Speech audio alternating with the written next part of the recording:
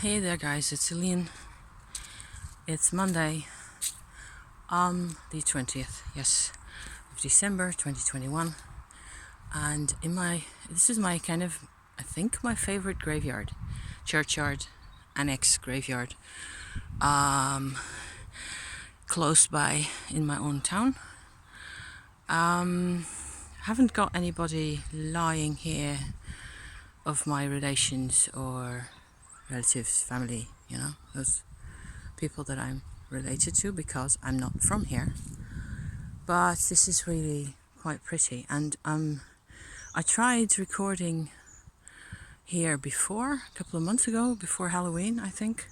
I was inspired by, at the time, I remember, what with coming back here, how much of this kind of a layout of this place is about separating spaces from each other. So if I just go stand here, I can point it all out to you instead of walking in there. This is like a small sort of space that's really an ash field. What do you call that? Where people just put the ash out in the soil, I suppose. There's a couple of little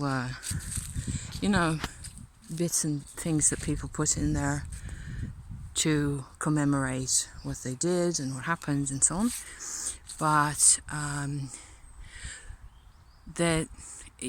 there's not really much to see except for an occasional candle holder, like right there in the middle, for example. Like in there somewhere is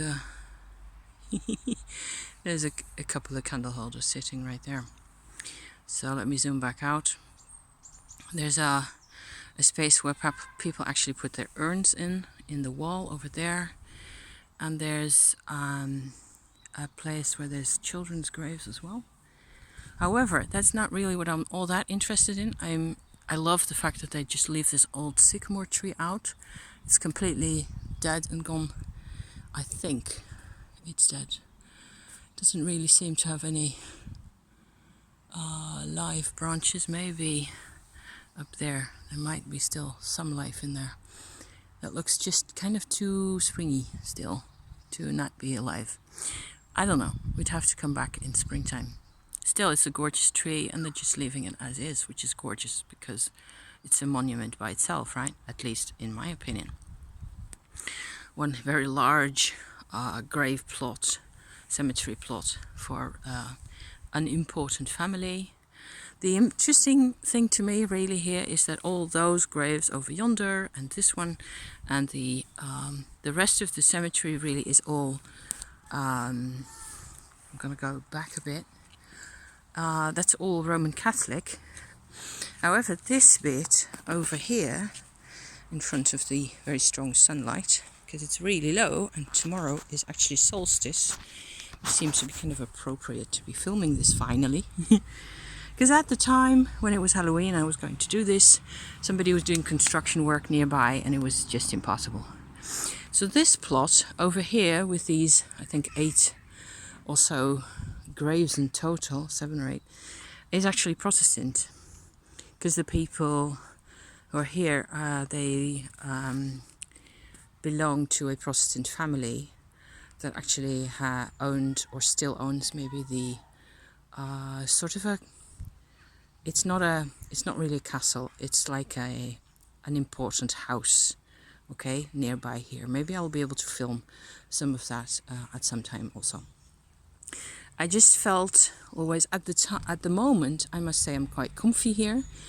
I used to feel very strongly, certainly back in the summer and when I came here first, the difference in vibe between this whole Protestant area and the other part, the rest of the churchyard, right? Like it was and I can still feel it, although I do feel a bit better myself. What with having done some inner work, it's less of a problem for me. I just have to pause there for a second because somebody is driving around here. They've got work to do here. They apparently Well, normally you're not supposed to drive in a car around here.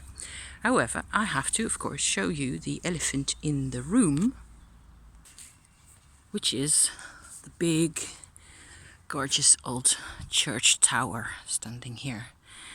And in terms of space, I recall seeing an old map of this place at one time, and whereas the entrance is now in that direction, so straight, shortest path to the road, really.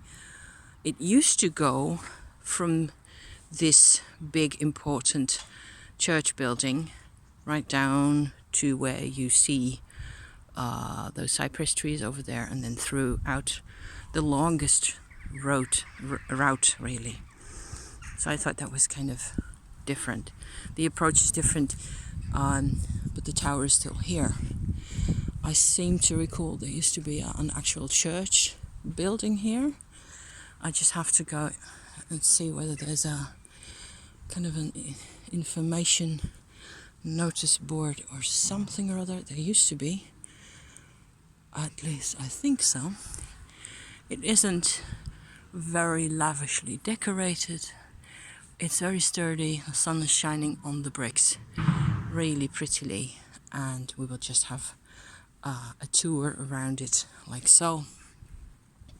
So for some funny reason, there's a couple more of those old tombstones, gravestones over here with crosses on them. We're now in the shade of the tower, which is sitting right next to me like so, and there's a lot of very green moss, beautiful on the north side, of course, just like with trees in the forest, you can tell where the north is. So yeah, so there, I always wanted to show you this because it's kind of special and different, especially with this big tower sitting here. And we're once around the tower, going like this back to the set of big trees, one of which is a actual dark black beech tree, and it doesn't have any leaves at the moment, or not many, above the little Protestant corner right there. Triangular graveyard. I'm interested in the need for space. Oh yes, and sitting right next to it, I was looking for those. Those are the children's graves sitting on this side, like in the most protected spot or something. I don't know. Maybe it's like that. And so yeah, so I felt like I really had to show you this. There's like an old archway that has been walled in again in the tower like that. It really is quite pretty. There's even an old sort of a patch of what used to be a window in this space. I've been inside once, up to the top. They do tours occasionally. So there, I thought that was of interest. I just had to show you this. Thank you for watching, you guys. See you next time. Bye bye.